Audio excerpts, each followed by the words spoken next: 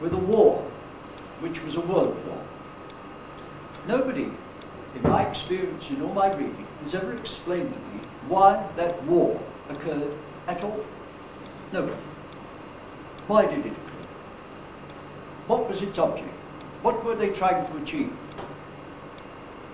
What happened was that the nations of Europe had been created by people like Bismarck, Napoleon, Garibaldi, Richelieu in France, the Tudor monarchs in England, from city-states into giant nations.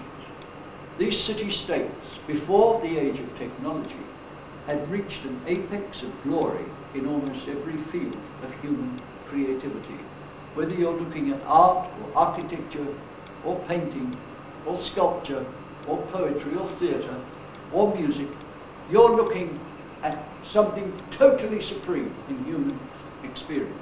And you would have thought that on that basis we would have gone on to reach ever higher spheres of glory and accomplishment. What happened instead is the Bismarcks and the Napoleons and the Richelieus stepped in and created out of these city-states no more than 250,000 people, giant nations. Those giant nations were out of control. That's why the war took place in 1914.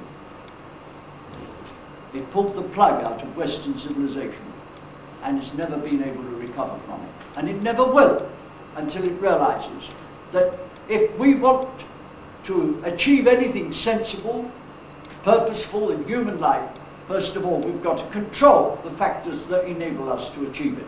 And if we can't control it, we're wasting our time.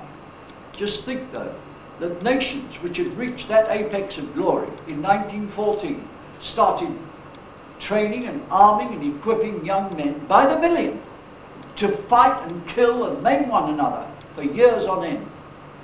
And you know, and the first year of that war, on Christmas Day, the British troops and the German troops got out of their trenches. They didn't want to fight. And they had a game of football. They thought Christmas Day was the birthday of the Prince of Peace. So why not celebrate the birthday of the Prince of Peace with a nice game of football? And they did. And the High Command on both sides said, oh, you must stop that. That's fraternizing with the enemy. You'll spoil our war. My wife was French. She lived in Flanders, her family.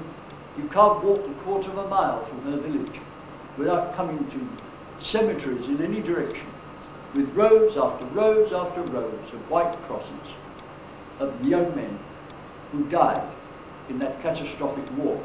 Because that war, it not only killed men, it killed some vital spiritual elements of human life, which is why it went on to breed the horrors of Hitler and Stalin, the atomic bomb. Think of that, dropping on a Japanese city, one bomb, wiping out its entire inhabitants in a matter of seconds.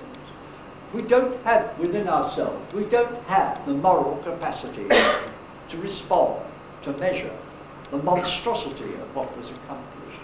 And it's led to the modern world we're living in today, where every kind of culture, because those nations were out of control, they couldn't stop themselves fighting and going to war anymore. They could stop themselves embarking on the colonial exercises around the world, in Asia, in Africa and elsewhere.